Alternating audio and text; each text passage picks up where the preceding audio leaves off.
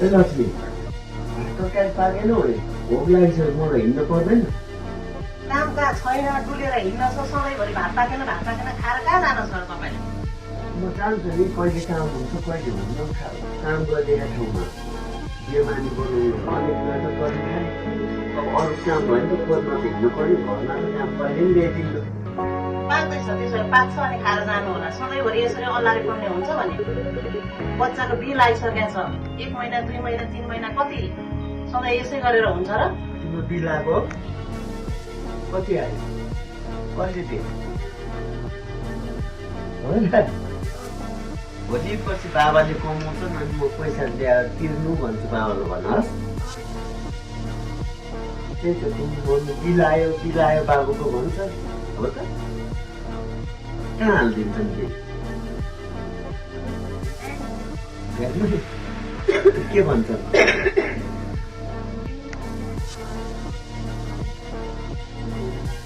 पैसा तिर्नु पठाउनु बाबालाई भन्छ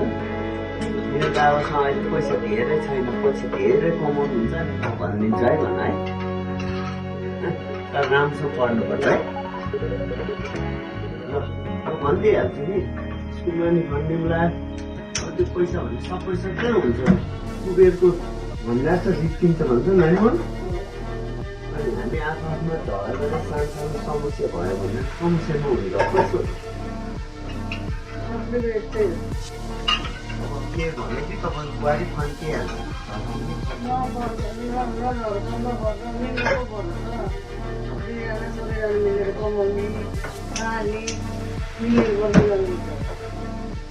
त्यही भन्छु सुख भयो भने नमाथि सुख भयो भने नआएको आउँछ नि जान्छ उसलाई त सानो एउटा काम भएन पैसा कमाते आउँछ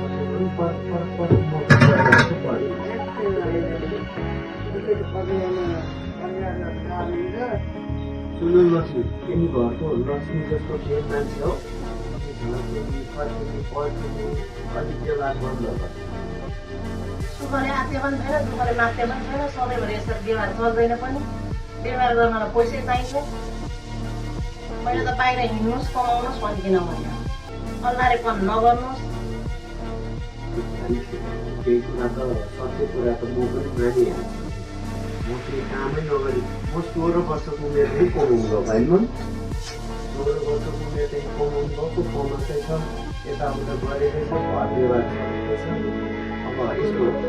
हामीभन्दा तलको हेऱ्यो भने हामीभन्दा धेरै माथिको हेर्ने मैले केही छैन त्यति भएको मनमा सुख शान्ति लिएर बस्नुपर्छ सुख दिनु जान्दैनौ भने सुकै कुरा नत्र भने केही कुरा तिम्रो पनि सुन्नुपर्छ केही कुरा मेरो पनि भन्नु अब म बोल्या मैले भने धेर भएछ अबदेखि कसरी सुख शान्ति दिने दिनुहोस् लिनुहोस् त्यो कुरा होइन नि त त्यसरी सन्धिएर सुख शान्ति कसरी दिनुहोस् भन्ने यो त घर परिवारसँग बसेर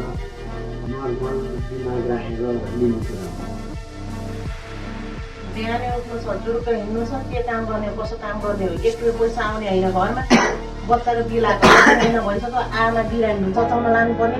तपाईँलाई के कुराको वास्ता छ आमा त मैले बारम्बार जचाउनै लगेको छु छैन म नि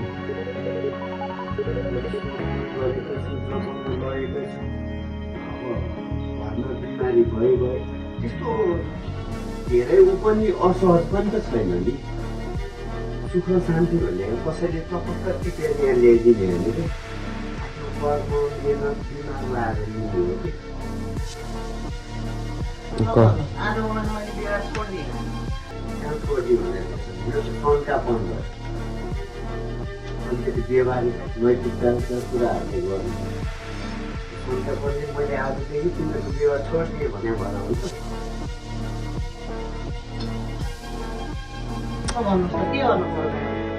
सम्हाल्नु पर्यो यसो गर्दा यस्तो हुन्छ यो गर्दा यो हुन्छ के गर्दा के राम्रो सहज ढङ्गमा